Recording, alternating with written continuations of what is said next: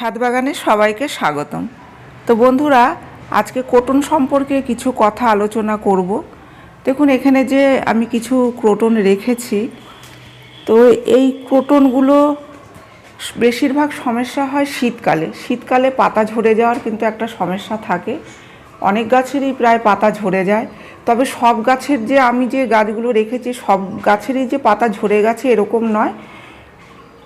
এর ভেতরে যেরকম এই একটি গাছ আছে, এটির একটাও পাতা কিন্তু ঝরে পড়ে যায়নি, সব পাতাই রয়েছে। দেখাবো একটু সামনের থেকে।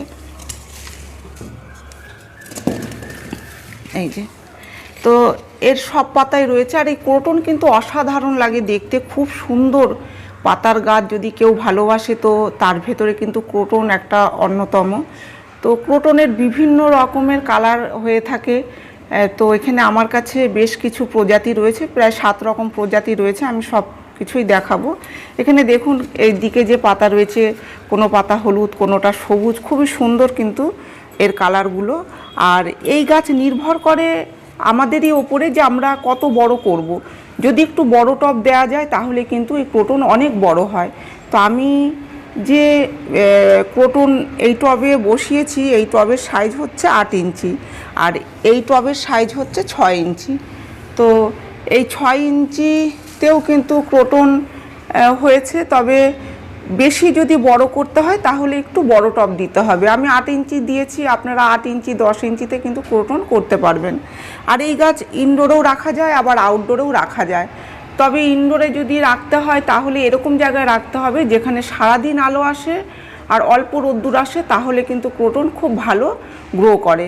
আর যদি আউটডোরে রাখেন তাহলে সকালের যে 2 থেকে 3 ঘন্টা রোদ্দুর আসে যেখানে, সেই জায়গায় আপনারা রেখে ক্রোটন গ্রো করতে পারবেন।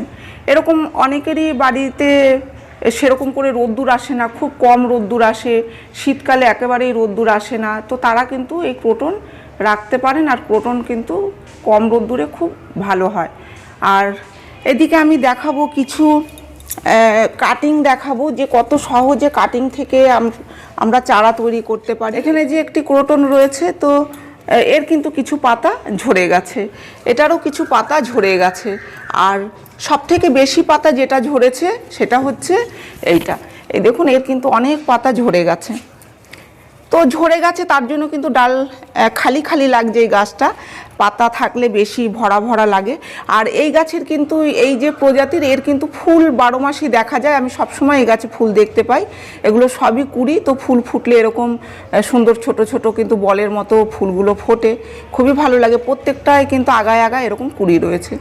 তো এদিকে যেরকম পাতা ঝরেছে, এবার কিন্তু এর ডালপালাও অনেক বের হবে, এরকম কুশি দেখা যাচ্ছে। তো এরকম বেশ কিছু কুশি কিন্তু দেখা যাচ্ছে। তো এইভাবেই কিন্তু এই গাছটার প্রচুর ডালপালা বের হয়ে যাবে। শীতকালে এই গাছ গ্রো করে না, তাই গাছের পাতা ঝরে যায়, আর হচ্ছে নতুন করে পাতা দেখতে পাওয়া যায় না, কারণ এর গ্রোথ থাকে না সেই সময় গাছকে খাবার দিলে গাছে ফাঙ্গাস লেগে নষ্ট হয়ে যেতে পারে। সেই কারণে শীতকালে আমরা খাবার দেব না। এছাড়া আমরা বছরে 3 থেকে 4 বার জৈব তরল সার যেরকম আমি দিয়ে থাকি এই গাছগুলোতে। জৈব তরল সারের ভেতরে যেরকম 1 বছরের পুরনো গোবরের সার ভিজিয়ে জল, কখনো কলার খোসা ভিজিয়ে জল, কখনো হালকা পাতলা করে সর্ষের খোল পচা জলও দিয়ে থাকি। তো এইভাবেই যদি বছরে 3 বার কিংবা 4 বার দেওয়া হয় তাহলেই কিন্তু হয়ে যায়। আর জল দিতে হবে যখন দেখা যাবে মাটি শুকিয়ে আসছে, তখনই জল দিতে হবে। জলের অভাব হলে কিন্তু এই গাছের পাতা ঢলে যায়, তাই মাটি ময়েস্ট রাখতে হবে, কিন্তু জল বাঁধিয়ে রাখা যাবে না। জল বাঁধিয়ে রাখলে কিন্তু গাছের শিকড় নষ্ট হয়ে যেতে পারে। ঠিক এরকম কিন্তু মাটি ময়েস্টে রাখতে হবে। ড্রেন সিস্টেম ভালো করতে হবে যাতে অতিরিক্ত জল ড্রেন দিয়ে বের হয়ে যায়। এদিকে দেখুন আরও একটি প্রজাতি রয়েছে, এটা হচ্ছে সরু পাতা।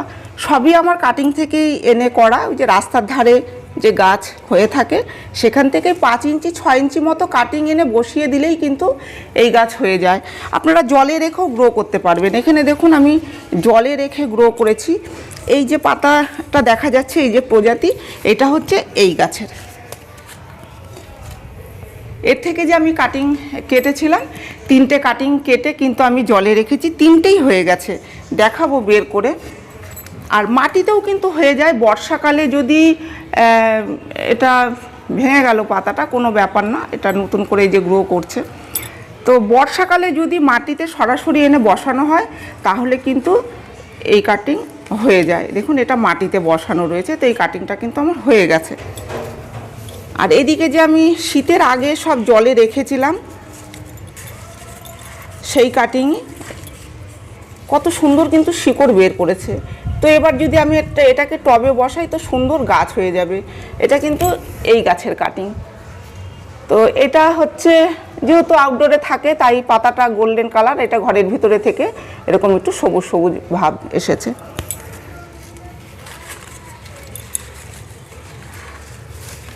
দেখুন কত শিকড় বের হয়েছে। আর এই যে 3টে কাটিং, এই একটি আর এইদিকে দুটি, আর এর কিন্তু বেশ ডালপালাও বের হয়েছে, একটা ঝাঁকের মতো কিন্তু প্রথম থেকেই তৈরি হয়ে রয়েছে।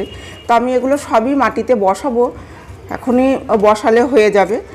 তো আমি আরও কয়েকদিন পরেই বসাবো। আর যদি এরকম কাটিং বসান কিংবা নার্সারি থেকে যদি এনে বসান তো কী ধরনের মাটি তৈরি করবেন? আমি যেরকম এই টবে মাটি দিয়েছি 3 ভাগ মাটি, অর্ধেক ভাগ বালি, অর্ধেক ভাগ জৈব সার, অর্ধেক ভাগ কোকোপিট। যেহেতু এই গাছের একটু ময়েস্ট পছন্দ করে এর জন্য আমি কোকোপিট দিয়েছি মাটিটাকে ময়েস্ট রাখার জন্য। আর খাবারের কথা তো বলেছি যে তরল সার বছরে 3 থেকে 4 বার দিলেই হয়ে যায়। জলের কথাও বলেছি, রোদ্দুরের কথাও বলেছি। তো এইভাবে আপনারা গাছ করুন, দেখবেন খুব ভালো গাছ হচ্ছে। যেরকম এই আরেকটি প্রজাতির খুবই সুন্দর লাগে, এর পাতাগুলো দেখুন কি সুন্দর কালার, আর অনেকটা ত্রিশূলের মতো এরকম দেখতে লাগছে। তো খুবই সুন্দর লাগে এই ক্রোটন। আর ক্রোটন করা সেরকম কোনো ঝামেলা নেই, খুব সহজেই হয়ে যায়, কাটিং থেকে আপনারা করতে পারবেন। আর যারা নার্সারি থেকে এনে গাছ করবেন কিভাবে বসাবেন মাটিতে আমি সে কথাও বলে দিয়েছি। কারণ এরকম কমেন্ট আসে যে ক্রোটনের খুব সমস্যা হচ্ছে, পাতা ঝরে যাওয়ার সমস্যা, তারপরে ক্রোটন গ্রো করে না, বড় হয় না। তো এইভাবে যদি আপনারা মাটি তৈরি করে গাছ বসান তাহলে দেখবেন আর কোনো সমস্যা হচ্ছে না। তবে শীতকালে পাতা পড়ে যাচ্ছে বলে আমরা যে ভুলটা করি, অনেকেই মনে করি যে গাছের গ্রোথ কমে যাচ্ছে, এই সময় বোধহয় খাবার দিলে গাছ খুব ভালো হবে, সেটা কিন্তু একদমই নয়। শীতকালে খাবার দেওয়া যাবে না। আর বর্ষাকালে কিন্তু এই বর্ষার জল ভীষণভাবে পছন্দ করে। যদি কেউ ঘরে গাছ রেখে গ্রো করছেন, তো যারা ইনডোরে রেখেছেন তারা কিন্তু বর্ষার জলটা যখন বর্ষাকালে বর্ষার জল দেবেন এই গাছে, তাহলে দেখবেন ক্রোটন আরও বেশি ভালো হচ্ছে। তো এই ছিল আজকের ভিডিওটি আমি এখানেই শেষ করছি। যদি ভিডিও ভালো লেগে থাকে তাহলে একটি লাইক করবেন, কমেন্ট করে জানাবেন, আর চ্যানেলটিকে সাবস্ক্রাইব করবেন। আপনারা গাছ লাগান, ভালো থাকুন, সুস্থ থাকুন, দেখা হবে পরের ভিডিওতে।